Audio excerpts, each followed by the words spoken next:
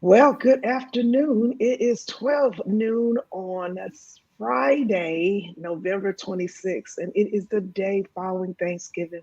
We want to welcome each one of you here that's joined us live for this after holiday, after Thanksgiving session of the Flint Center, the Flint Community Webinar on Coronavirus, sponsored by the Flint Center for Health Equity, excuse me, I'm the wrong group today, sponsored by the Healthy Flint Research Coordinating Center and the Flint Center for Health Equity Solutions, along with the Prevention Research Center of Michigan.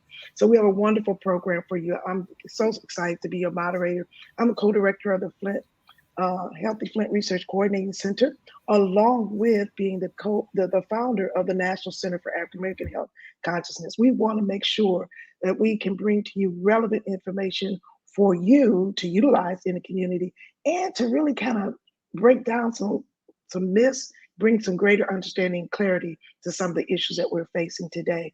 We have had a wonderful, wonderful array of partners who have joined us now for 89 weeks. 89 weeks. That is amazing that we have been able to bring these partners together. We want to thank them for joining us, and hopefully, you're going to continue to ask questions even as we're on Facebook Live today. Put those questions in the queue. We'll figure out how to get them answered for you. But we've got an amazing panel for you today. This session today is going to be jam-packed and just good conversation about what's happened during the holiday and what will happen in the upcoming holidays. So we want to do a holiday check-in today. We want to talk about handling the 4Ps. We've got a great medical moment coming up for you. We're also going to be continuing to talk about testing, vaccinations, and holiday planning. I'd like to welcome to our program today Dr. Deborah Furholden, who has been a key representative and one of the stars of the Flint Community Webinar. Welcome, Dr. Deborah. Happy after Thanksgiving.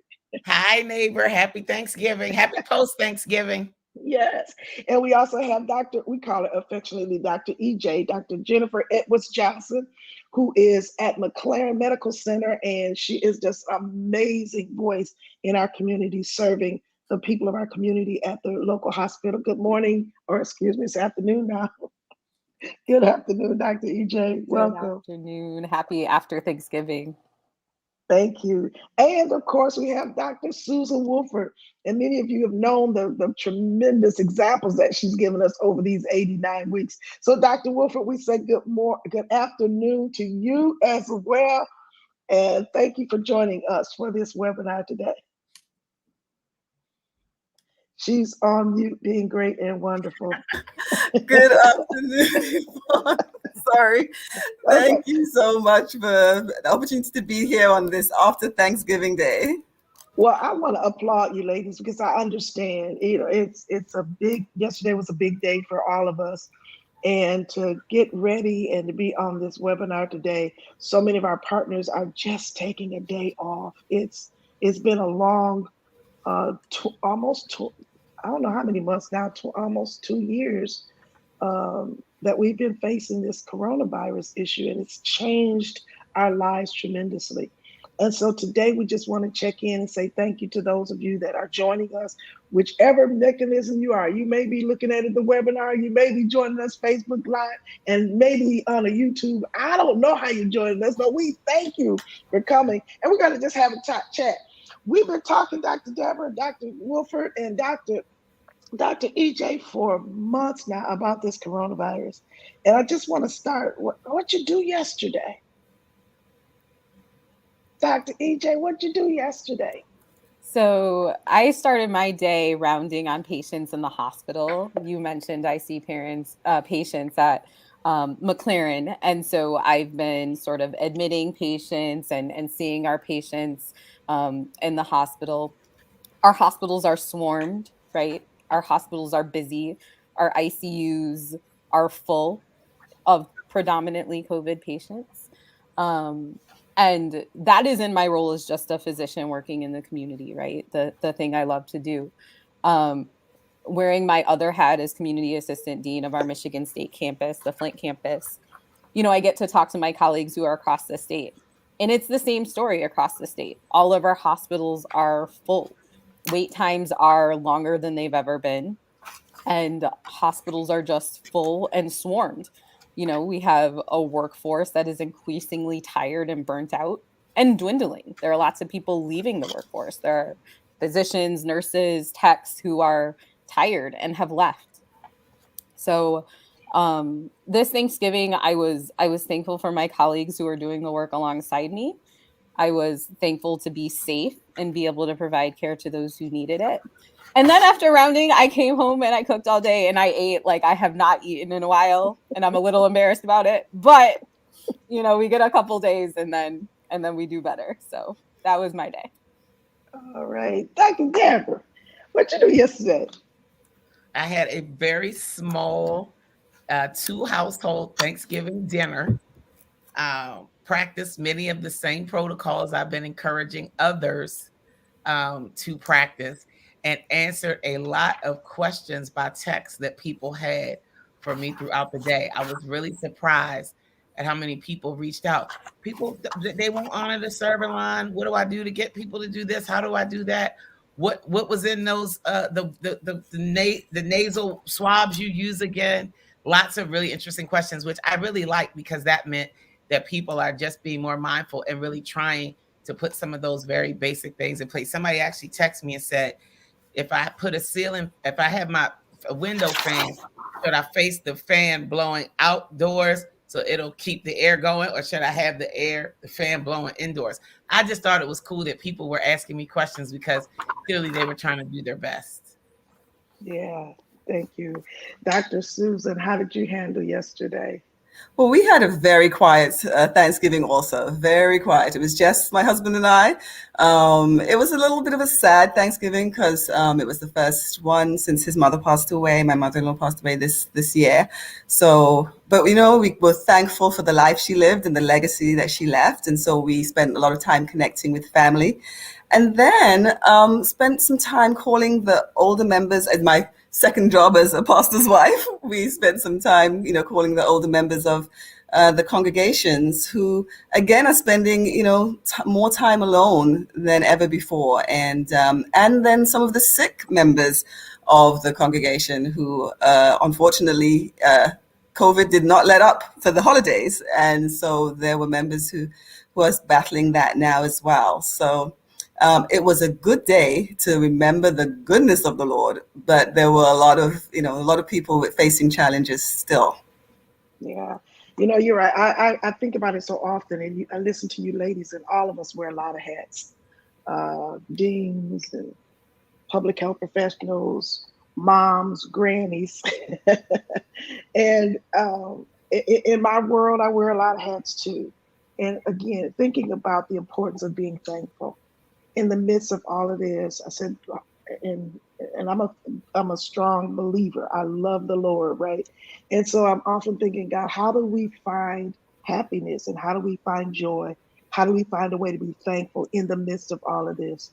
And I found myself sharing with somebody, yes, even though COVID has been challenging, it has really elevated a lot of important things that we need to think about.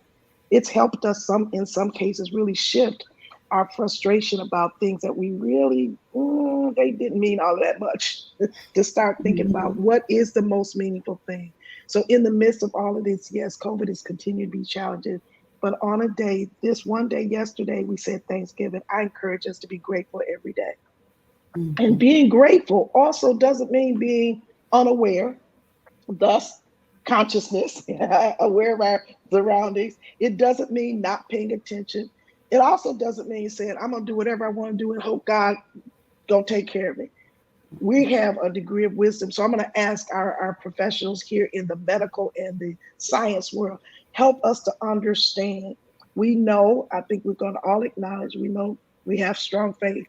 But what are some of the things that we need to be paying attention to? Dr. Deborah, last week you talked to us a little bit about some P's. Some 4 P's. And so in the midst of this holiday, what are some things that we continue to need to think about? Yeah, so we got the 4 P's, and I love this because it's still good for Christmas, right? Mm-hmm. So there's some things that people can do in follow-up to whatever festivities they had yesterday. And I want people to start to think ahead for Christmas. So a lot of the calls that I got from people were because I don't think they had prepared their guests. I don't think they had those straight conversations about whether or not this was a Thanksgiving. You know how a lot of people have the Friendsgiving, where just friends and family come by and you can bring somebody who doesn't have somewhere to go. I remember being in college. I went to school only about an hour from where I live. So any friends that couldn't make it home, I just lugged them home with me for Thanksgiving. So my recommendation Mhm. for people was to keep it small, know who's coming, no uninvited guests. Why? Because you don't want people broadsided when they get to a house and find out you got to take your shoes off. You got to, clean your hands. We got some protocols in here, things like that. So, and I thought, what a great time to have conversations with people about being vaccinated and just to simply make requests, just to ask people to get vaccinated, and it's too late now for Thanksgiving, but this would be a great time to begin to have those conversations in preparation for Christmas. Why? Because people can get vaccinated now and get the full benefit of the vaccine by Christmas if they get those two shots now. As people get vaccinated, and people that have a lot of exposure, people who are traveling, ask them to have a recent negative COVID test. We've got a lot of COVID testing in our community. I know people are watching because we're, live streaming in other places. There's plenty of free community testing where you can go and at no cost to you, not only get a COVID test. I went with you, Yvonne, to get a COVID Yes, test, you a did. rapid test. And before the car even made it home, within 15 minutes, our test results were being texted to us. And those tests came at no cost to us. So, have your guests be prepared. Use this to have that conversation. And then also to prepare your space. We cleaned everything down. My bathroom looks like new money. It's the cleanest it's ever been since we've lived in this house. And we cleaned everything. We cleaned all the doorknobs, the handles. We mopped the floors because we are a shoeless house. So when you come in our house, you have to take your shoes off. My mom said, I don't want germs from the outdoors tracked through the house. So people took their shoes off. And so, and then we cleaned up the bathrooms and all the doorknobs and handles really good. And then I just nicely put some Clorox wipes in the bathroom and had a little sign for people when they're done. It's like a left to right sweep. After you wash your hands, dry them with a paper towel. Paper towels, folks. This is not the time to use those towels. Those towels always bothered me. And I want to be real clear. Wet hands are no good. You've got to wash your hands really good. We all are bad hand washers. You wash in between your fingers, you wash the back sides, you wash the thumbs, and then you go down to the ankles. I mean, to the ankles, to the wrist, right? That's how you actually wash your hands. And you should be washing those hands for about 25 to 30 seconds minimal. If you just throw your hands under the water and then you grab that towel in the bathroom, actually, you probably haven't gotten the germs off your hand. And instead, you've actually probably infected the towel.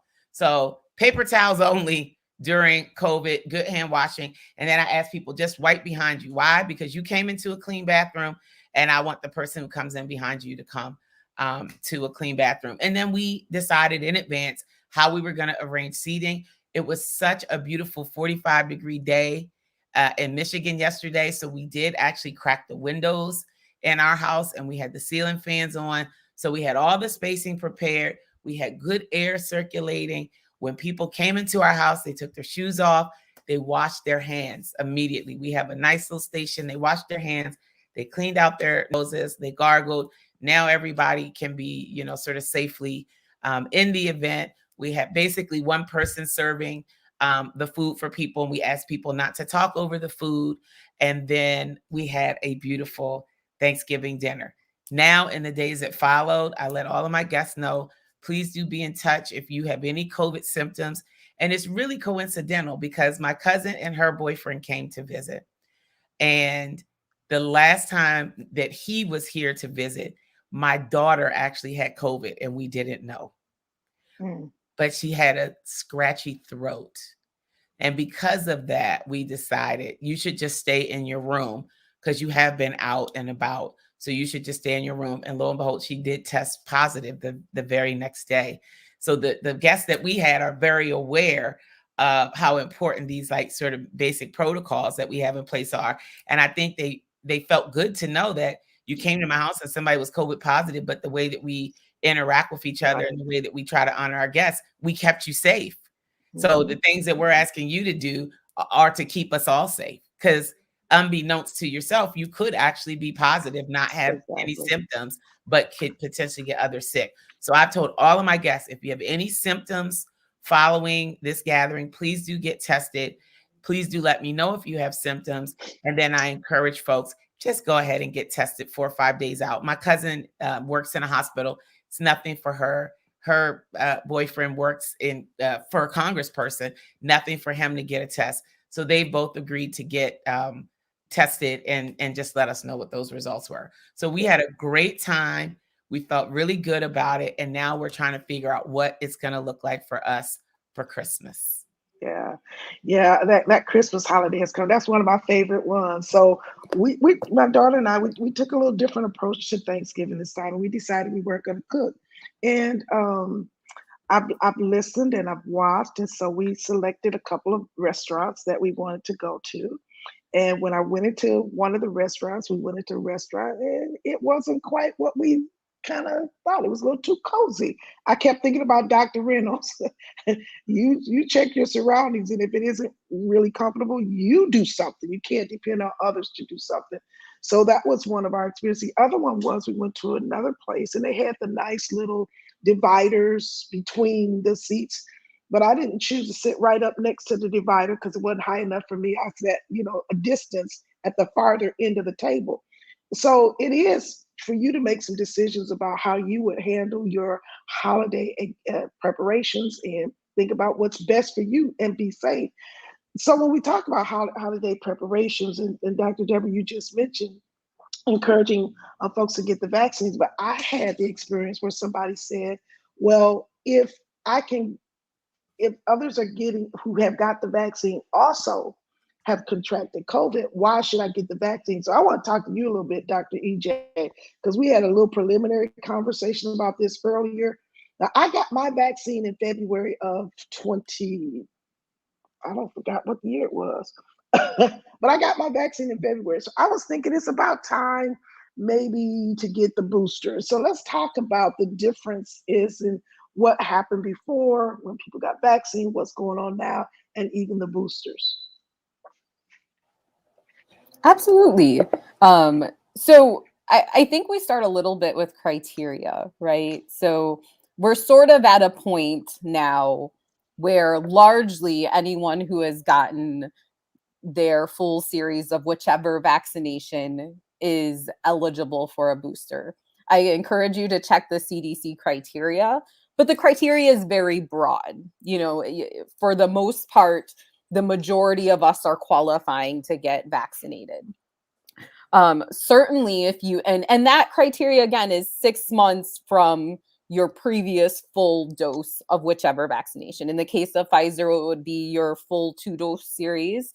In the case of Johnson and Johnson, it would be that 1 dose, and Moderna, it would be the same, that 2-dose series. So 6 months from your last dose of your vaccination, whichever one you received.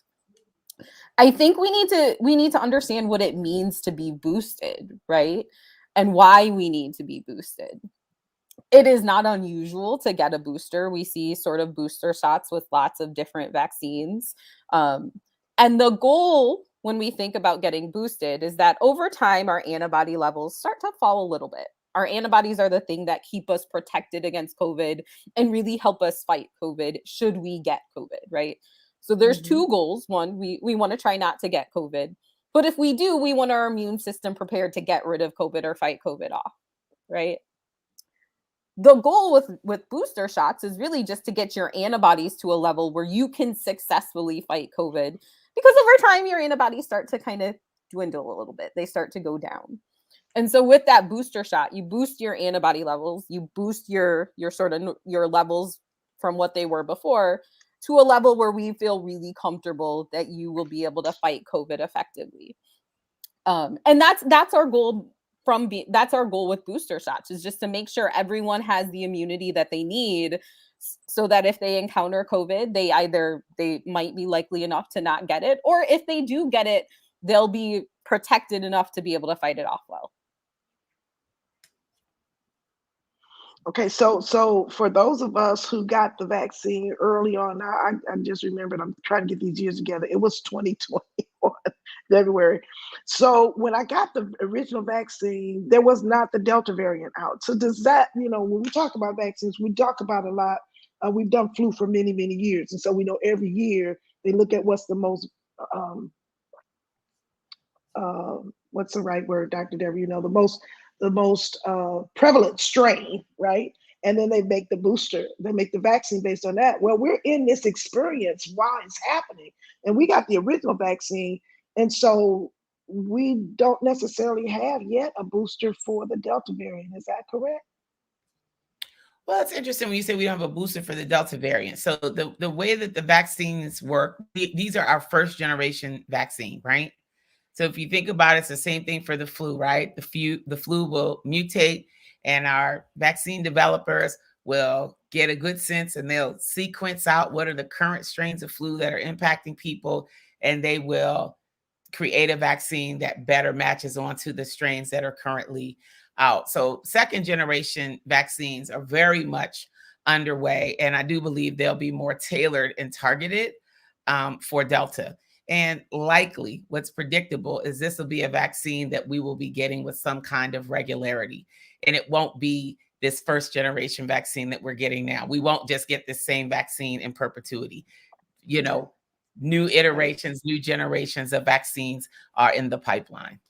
Right. So for now, go ahead, Dr. EJ. I think that's really important. And when we say first generation, it doesn't mean any less effective. It doesn't mean that it's not great. It doesn't mean that we haven't done a good job studying it. It means that every year we look at what viruses are out there. This is the same for flu and the same for coronaviruses. We look at how the virus might have changed, what we might need to do differently to be ready for the next virus in case it mutates. But every year we look at that data and we adjust to that data. So we've got really good data that tells us what this virus looks like and what the vaccine needs to look like for the variants we have. And in fact, the boosters we have are pretty good against the Delta variant. They're really good against the Delta variant.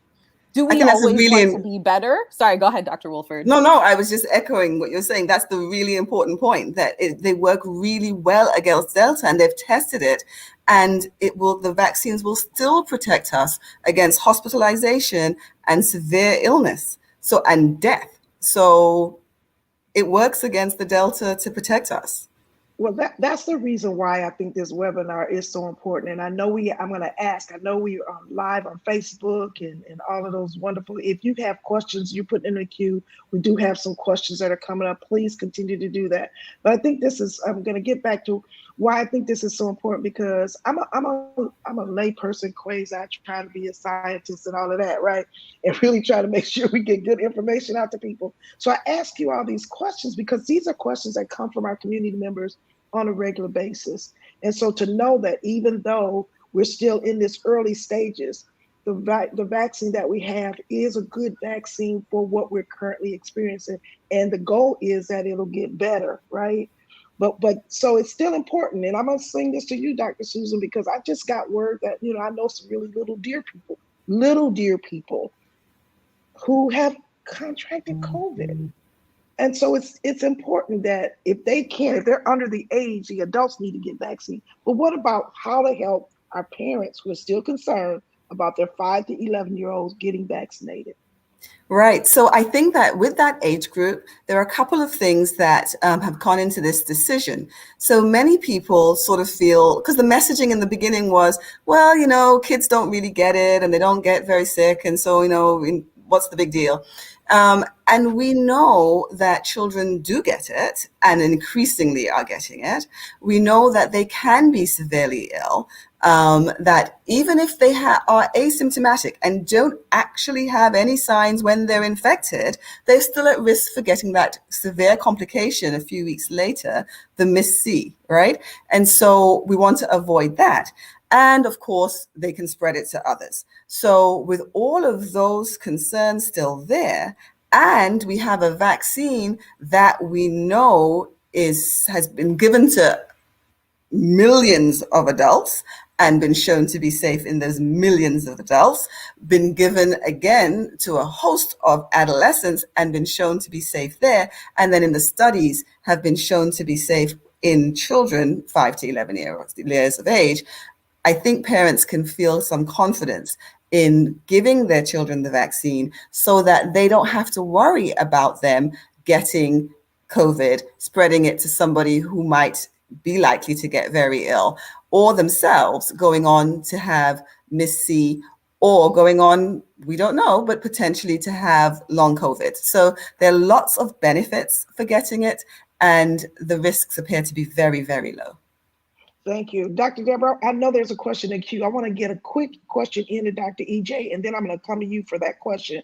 Dr. EJ, and forgive me if I'm going to throw this one at you now. We didn't talk about this, but you mentioned earlier about coronaviruses, plural. And I know we specify this is coronavirus 19 because it was discovered in 2019. But I was in a conversation before and it said, this isn't the first coronavirus. And then people have said, we've been fighting this corona for a long time. So what makes this unique? And can you tell us a little bit about the whole coronavirus thing this is just a different one. Yeah, I think when we think about viruses in general, we think about groups of viruses or families of virus, right? And as viruses sort of exist in populations, they develop the ability, or they have the innate ability, they have an ability within themselves to mutate or change. Just kind of like we evolve and change and adapt to our environments, viruses will do the same thing to sort of ensure that they can be around for a long time, ensure that they aren't done away with, that the viruses don't eventually go away, or to sort of be more lethal in their host so that they can live for longer, right? So these viruses essentially do that. They look around their environment and they say, okay, this is my environment. How can I get better? How can I, live in a host for longer? How can I stay around for longer? How can I live for longer? And what we've seen is coronaviruses have been around for a while, especially in kids, like Dr. Wolford has discussed. We've had coronaviruses. What we haven't had to deal with most recently is a coronavirus that caused sufficient level of what we call morbidity and mortality. And when we talk about morbidity and mortality, we talk about the severity of illness, what can happen to you when you get a virus, right? So that might be long COVID. It might be the blood clots that people get when they get COVID-19. It might be the brain clots that they get when they get COVID-19. It might be the respiratory failure that they don't recover from. Morbidity would be those symptoms. Mortality is just death, right? And we haven't in a while seen a virus, a coronavirus specifically, that has caused severe illness and death in the way it's caused and in the numbers that it has caused, right? So our other big issue is that it's so infectious, right? It's so easy to get. It's transported, or you can get it transmitted via respiratory, right? If you sneeze or cough, you are spreading coronavirus. It's so easy to get that so many people get sick at once. And so we've had multiple issues, which has been one, this particular coronavirus has been easily spread. It has high numbers of morbidity and it has high numbers of mortality. And that has happened all in a really short period of time, although it feels like a long period of time because it's been like 2 years. But in the sort of time span that we've been dealing with, we've had large volumes of people get sick and die in our hospitals all at the same time. And so that's how this coronavirus is different from the coronavirus that affects our kids. And I think Dr. Wolford made a really good point. The only thing I would ask to if she would talk about a little bit is our treatments, right? Like, as I treat adults, and antibodies are really helpful, right? Our antibody treatments are helpful. And I haven't seen that we've had really great opportunities for treatment in terms of antibody treatment for people younger than 12. Absolutely. You're so right. And I think the fact that I didn't mention it just highlights it, right? In your world with adults, that's something that one can turn to. For children, we just don't have the options for treatment. So they have to just battle it off themselves. One can give, if they get quite ill, one can give the steroids in the hospital for that phase of the COVID disease. But otherwise, there's very little to be able to use. And hopefully things will come along as we move forward, but we're just not there. And so the best thing we can do is to practice all of those things that Dr. Deborah mentioned, so we can prevent people from getting sick and get them, those that are old enough to get vaccinated, get them the vaccine so that they can have that level of protection. Yeah, Doctor, this sounds like a good time to talk about how can we reduce the risk, since in fact, it's around, but what do we do to minimize the risk? And Dr. Deborah, what do you say about that one? Well, so it's interesting, right? Because, and I will tell you, I'm a public health person. I fundamentally know with data that the vaccine is safe and effective, and it's in people's best interest to get themselves and their loved ones and their children vaccinated. This I know. And I appreciate the fact that there's a lot happening, and we're seeing more of what we call breakthrough cases. That is, people who are vaccinated or fully vaccinated who still contract COVID. And it's very confusing for people. So I want to be super duper clear. The vaccine is safe. It's effective. What is it effective at? It greatly reduces the risk that you will contract COVID, develop severe symptoms, need to be hospitalized, or die. It greatly reduces the risk for all of those things happening. It does not fully eliminate that risk, but it greatly reduces the risk. It would be the equivalent of you are going out for a big race and somebody says, here's a pair of sneakers versus here's a pair of sneakers that have great arch supports in them. They got a nice bouncy sole. It's like the sneakers that are going to give you the best chance, given all your preparation in that race to win and be victorious. That's what the vaccine is. It's giving your body the very best opportunity to be victorious should you become exposed to this virus that causes COVID-19. And so to that end, I want people to understand the fact that you've heard about breakthrough cases, or the fact that you might even know somebody who was vaccinated and still contracted COVID, know that, number one, it makes a strong case for why we need to get that booster. If you're booster eligible, I say get the booster. But two, when you see people that are vaccinated and that are struggling with COVID, those people, if they were unvaccinated, would have had a really, really hard time with COVID. I cannot express that enough. And I tell people, if you are going to be exposed to this virus, you would much rather be vaccinated than not vaccinated. Yeah, and I see all the heads nodding. I want to get to that question, Dr. Deborah. I saw you put it up. Can you put that question up again, and let's answer this question? If you are fully vaccinated and you can get a breakthrough infection, should you still get the booster? And you are on your way to respond to that. So let's really give some good. Thank you, Tina. I like that, Tina. That's my nickname. Thank you, Tina, for giving us that question. So Tina let's Marie, get some, though. Tina Yeah. Marie. Yeah. Let's give some more robust conversation to this question. If you got a breakthrough, should you still get the booster? I think at this point, if you've had a breakthrough infection, you've been vaccinated, that's what we refer to as a breakthrough infection, right? So to back up, a breakthrough infection for all of you is you've been fully vaccinated and you still got COVID. And as long as you are with 6 months from your last dosing, you should still make sure, as long as you're eligible, you should still go get your booster shot. Thank you, Dr. EJ, because I did get a question from a friend of mine who said, what is that time? Because they were looking through all kinds of CDC websites and everything, and they couldn't really get a definitive answer on the length of time to get a booster if you've already had it, because she was an example of a breakthrough case. But when is the right time to get that booster? So you're saying it's 6 months, but I got the booster. I got the original shot almost a year ago. And then I got a breakthrough case. What from the point of breakthrough to booster? I'm sorry, I was saying 6 months from your shots, not from the breakthrough infection. Okay. And the prevailing sort of clinical guidelines would be the same with if you hadn't gotten vaccinated and you had gotten COVID. As soon as you are well, right? Okay, As soon good. as you are well, you can get your booster shot or your vaccine if you are just getting your first series. Good. I hope that they're listening because I've had that question from a number of people.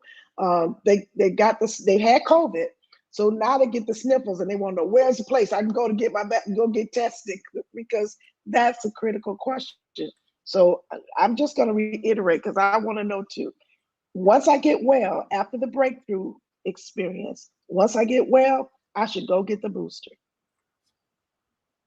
Got it. All right. Yes. Any more questions in the queue, Dr. Deborah? Because if not, I want to get over to Dr. Susan's going to do a little um, one of her what we call brilliant examples for us of how to understand some of this, because again, there's all these questions, and we try to get to them, but many questions have come up from women of childbearing age about the value or the risk or concerns about getting vaccinated. So help us out, Dr. Wilford. Thank you so much, Yvonne. Well, this is a really complex question. I mean, it has an easy answer. The easy answer is you should get vaccinated, and that there has been no evidence to show increased risk for those who are pregnant or of childbearing age, and that it does not affect fertility. So that is the simple answer. And now I want to describe why this question even came up and why there is no reason to believe that there is a concern. So, feel free to jump in, Yvonne, with questions if this gets complex in the middle. I'm also trying to do this without slides because I'm not used to this platform. So let's see if we can do it here. So every protein, lots of things in our bodies are protein. We all ate turkey. Well, not all of us. I'm vegan, but many of us ate some protein yesterday or some form or fashion. But lots of these things in our body that work to help us live are made of proteins. So the spike protein that we're talking about on the virus is a protein, and many of the hormones in our body, many of the chemicals in our body are also proteins. Proteins are made up of amino acids. There are about 20 main ones, although there are a few additional ones in special cases. But if you think of these colored dots as the 20 different amino acids, much like we have 26 letters in the alphabet that we use to make a myriad of words, we have 20, not quite 26, but we have 20 main amino acids that we use to make proteins. And so all the thousands and thousands of proteins in our body are all made up just of these put together in different combinations.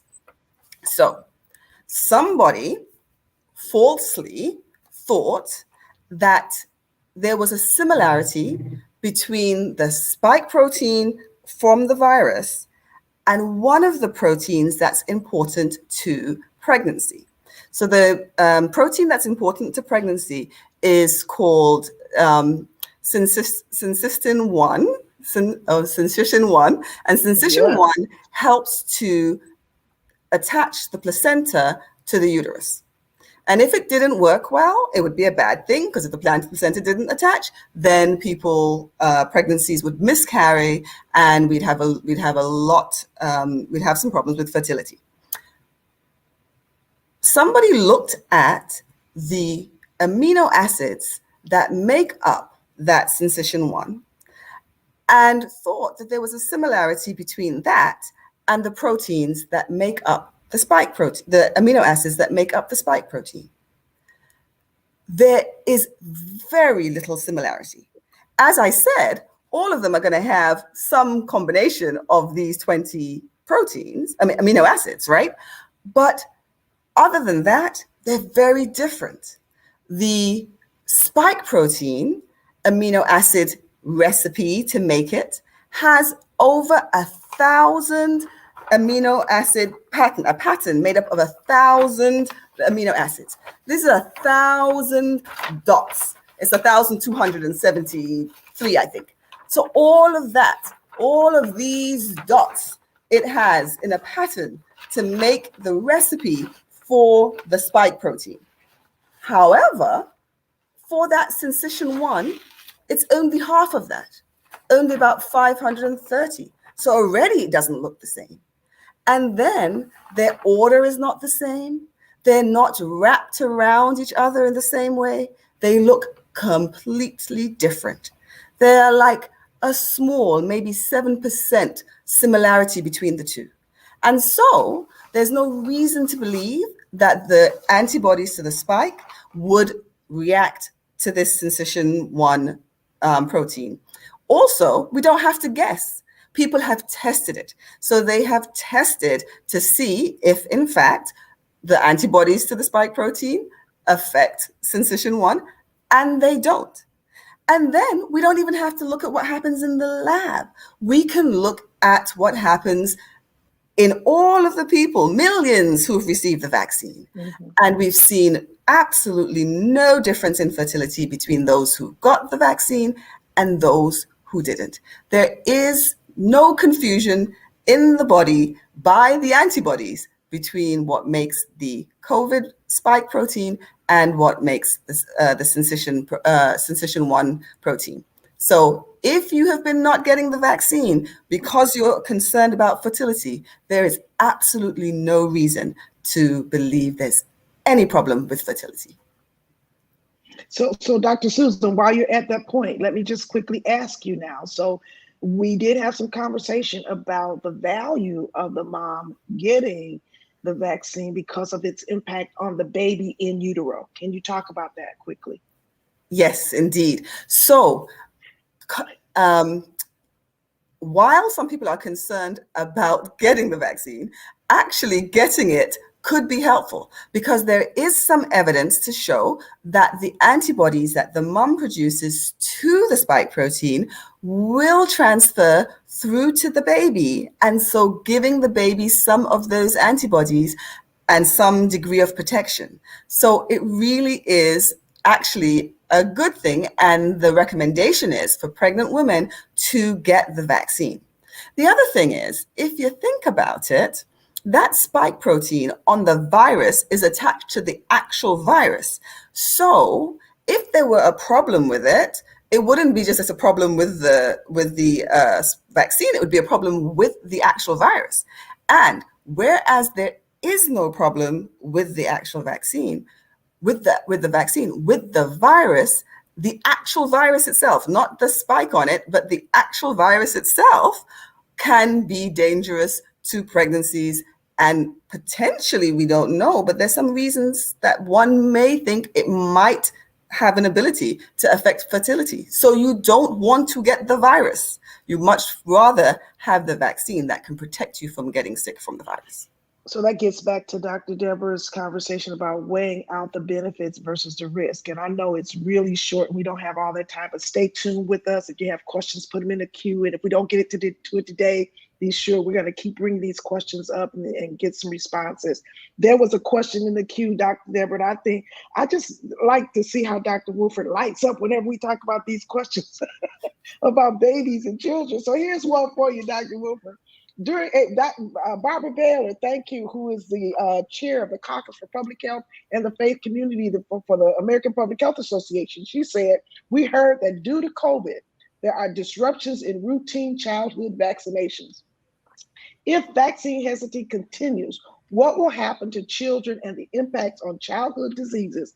What is pains? All right, tell us about this. What is the panel's thought about this? Thank you. What is the panel's thoughts on this? Thank you. Come on. So I am so energized around this. The reason why we have such advances in health because vaccines have been so effective in protecting us against a host of illnesses. Many of us have never seen polio. We've never seen diphtheria. We rarely see tetanus. We hardly see measles except when people don't take the vaccine. So, and that's a good example. We see when people don't take the vaccine that we have outbreaks of these things, but we are protected against them because vaccines work so well. So now with this vaccine and with the pandemic, there have been disruptions in people getting in to get their regular vaccines. And we are very concerned that we're going to begin to see a resurgence of some of the things that we haven't seen much of. So measles being one of the ones we're concerned about, pertussis being the other. So pertussis, whooping cough, is something that we do see because adults will get pertussis and then they will spread it to babies. So we want everyone to make sure they get those vaccines so that we don't start seeing people getting sick, hospitalized, and dying from things that we know are safe and have protected us for decades. But people are not getting them because of all of this sort of vaccine, anti-vaccine conversation and because of COVID itself. So pretty much every pediatrician's office and family practice office have a plan in place to get people caught up on their vaccines. So if you are not caught up and there's a little one in your life that's not caught up, please contact the doctor's office or the health department and get them in to get their vaccines. Now, that's a good segue for us to talk about where testing sites are available as well as vaccine sites. But I do want to quickly say this just popped. I was thinking as you were talking, Dr. Wolford, Dr. EJ, you work primarily with adults, but can you talk just really quickly? What is it like in those rooms, in those emergencies, in the hospitals when parents come in with their children? What's the impact of this on parents? Gosh, I think there's an impact on parents from several different measures, right? You have one, the emotional toll and the sort of stress and anxiety that exists around COVID, around what parents need to do with their kids, how they can keep their kid, I'm a parent, can keep our kids safe. And the worry when, your kid who's in school comes home with a respiratory illness that you have to, keep them home for, stay off of work for, figure that out, get them tested. And remembering that while COVID is a big thing that we're worried about, I'm sure Dr. Wolford will say, like, we've got RSV, we've got it's flu season, kids often share respiratory viruses. It's just a thing that we know. So one, the worry and the the work that comes after your kid coming home with symptoms or being told that there was an exposure, got to go get them tested, I've got to figure out how to keep them home. But there's also the other side of it, right? There's the several people that I have hospitalized right now who cannot be with their kids because they have to be away from their kids because they have to quarantine or they are severely ill, right, in the hospitals, and there's nothing that they can do. Their kids who are worried about them, they're things that we would just normally be able to do very easily. Kids who can't come to the hospital to see their family members or their parents who are ill. So it takes both a physical toll and an emotional toll. And I think the other thing that we we think about is just it's hard, right? I mean, we have our ICUs are full. You asked what the hospitals look like. They are full with people really, I believe, trying to do their best but don't know, or doing what they think is best and don't know. And everyone is tired, everyone is stretched, everyone is sort of doing their best. So I think there's a physical and an emotional toll. The last thing I will say is we also have people hospitalized who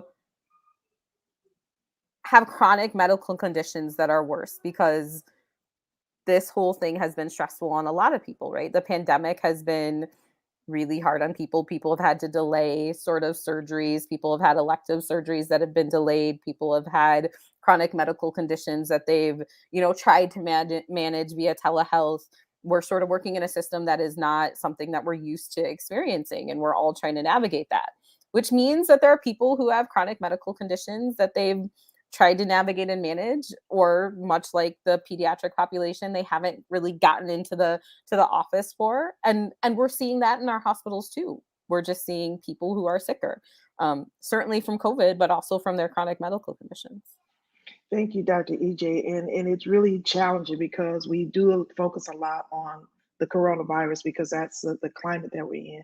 But we've had many, many issues prior to this. And so one of the ways we can reduce some of those frustrations is we encourage you to get tested. There are testing sites available in our community. Just want to go over them briefly. Shiloh Missionary Baptist Church Thursdays, every Thursday, excuse me, this is vaccine. Shiloh Missionary Baptist Church every Thursday if you have not gotten your vaccine from 2 from 3 to 6. Every Tuesday, Our Lady of Guadalupe, they are providing vaccines every Tuesday from 12 to 2.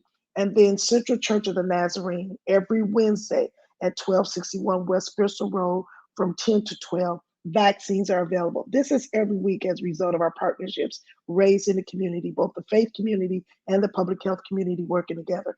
You also getting tested. Dr. Deborah and I think Dr. Reynolds has talked about this cadence testing, planning a regular testing time for yourself and for your family. You can take your children. Now the test is not as invasive. They'll swipe outside of your nose. But Word of Life at 460 West Atherton Road, Tuesdays through Thursdays from 12 to 6. Beth United Methodist Church, 1309 North Ballinger Highway, Tuesday, Wednesday from 10 to 4, and Thursday from 1 to 7. And then you can go to Macedonia on Monday, Friday, or Saturday from 10 to 3. Macedonia is located at G40, 5443 Saginaw Street. These sites are available to you for testing. So following the holiday, starting Monday, go and get tested. Walgreens, Hamilton Community Health Network, and Rite Aid are also available to you. There is someplace available every day of the week in our community, morning through evening, for you to get tested. If you have not gotten the vaccinations, we encourage you, please get tested to know your status. If you have gotten your vaccination, please get tested so you'll know your status. It's very, very important. This is one of the ways we're going to help keep our community safe. And we do encourage you, think about it. Think about talking with your families. Make the decision that's best for you, but be sure you do those things that reduce and minimize any risk that you might have. Dr. Deborah, thank you for this, because for those of you that are homebound, the Genesee County Health Department will make opportunity to come to your home. Contact them at 810-344-4800 if you need some assistance for someone who is homebound. We're working diligently in the community to make sure there's no reason why someone cannot get the resources that they need. Every week we've tried to provide some update, the policy brief, the brief. Dr. Deborah, do you have some insights for us about the brief for this week? Any updates? Brilliantly, Dr. Deborah. And my thing popped right up. Mike muted. Okay. Everybody knows Michigan is in a surge. Flint and Genesee County, no different. We've been letting people know week after week, our numbers have just been inching up, which almost means a surge is inevitable. As the numbers continue to go up, we're just one thing away from something tipping the scales and causing it to balloon. And that's been happening all over our state. I tell people Michigan is like foreshadowing, because what we've seen happen in Michigan, I'm starting to see in other states, their numbers up. Remember, spread happens at the community level. So we really do keep a very watchful eye at what's happening in our community. And what's happening in our community is the numbers are going up. The numbers are going up. So I just encourage people. We had a significant increase this week from last week. Last week in Genesee County, we had 924 cases confirmed. This week, we have 1,629 confirmed cases. In the city of Flint last week, we had 274 confirmed cases. This week, we have 394 confirmed. And another alarming stat is about a quarter of all of the people who are getting tested for COVID are positive. I ask people to take that with a grain of salt. It could very much be influenced by people are only going to get tested because they think they have COVID or they have a known exposure or they have symptoms. And I just want to encourage people, please take advantage of these great testing sites that we have available. The power in testing is getting people identified early and getting them safely protected out of harm's way from infecting anybody else and making sure that they're able to take care of themselves. So don't wait until you have symptoms. If you're out regularly, if you're going to work every day, you should be getting tested no less than about every 2 weeks. And we have that testing again available in the community. Thank you, Dr. Deborah. And quickly, we know that we have a representative from the city of Flint who's joined us and is going to come on. Kiana, welcome. Thank you for joining us this morning, this team of ladies who's trying to get the word out. What's happening with the city? All right. Good afternoon, everybody.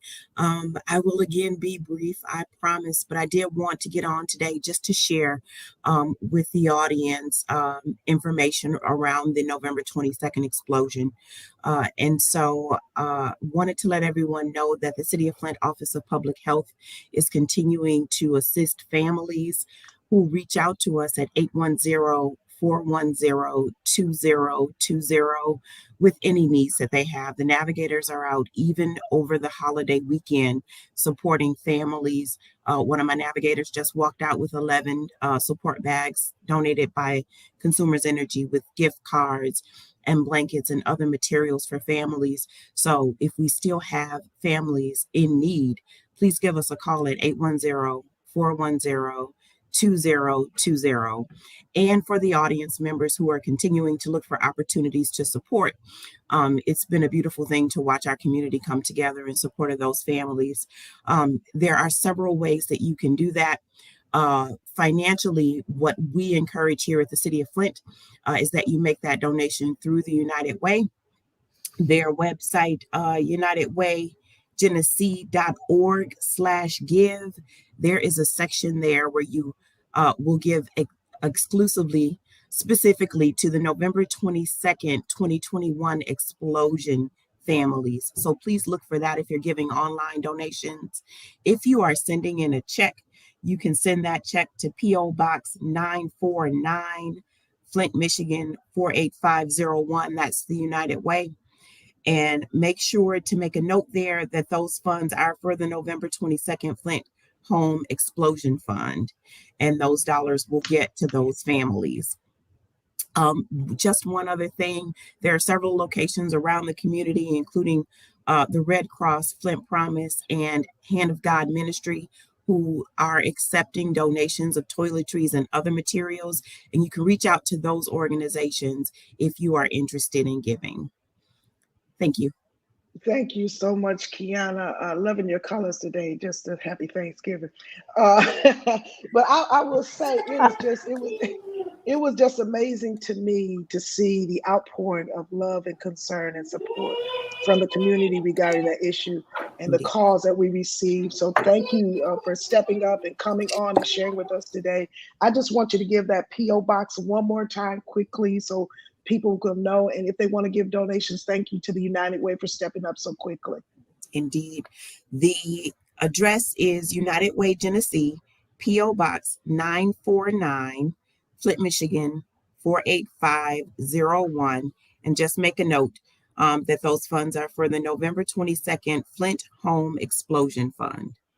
Thank you. We just want to keep them in our thoughts and prayers, all of those who are affected, because we never know when our day may come and we'll need somebody to reach out and be there for us. So thank you to those of you that are contributing. And again, thank you for those who are sending up prayers. If you can't give a dollar, you can certainly say a prayer. So we are just getting close to our time. We want to just thank you so much for joining us today. We don't want to miss a beat. So we're going to be continuing this next week for week 90. I want you to stay tuned. We've been talking about these churches that have been a part of this for all of these weeks and reaching out even before the water, before Corona, even with the water crisis. We're going to have a dynamic panel next week of faith leaders who are going to share some really important insights with you. We want to thank our social workers and our community health workers for coming on each week, reminding you, please, even for today, you can apply for those social work credits and for the community health worker uh, uh, credits. Please do that. Make sure you fill out the form immediately following this session today. You want to make sure that you get those credits for being here with us today. Social work credits and the continuing education units for our community health workers. We want to thank you for joining us and continue to like us on Facebook, be a part of our family for the Healthy Flint Research Coordinating Center. Like us on Facebook, subscribe to our YouTube channel, Healthy Flint, or always feel free to email us any questions, concern, or your interest in being a part at info@hfrcc.org. Give us a call at 810-835-2130, and we will be happy to engage you. I want to thank this amazing panel today, Dr. EJ, Dr. Susan, Dr. Deborah. You were amazing. Thank you for chiming in with us for the city, Kiana. I want you to know this has been phenomenal, and we'll look forward to seeing you next week on the 90th Flint Community Webinar on coronavirus. God bless you. Enjoy the rest of this weekend. Thanks, Yvonne. Thanks, everybody. Thank you.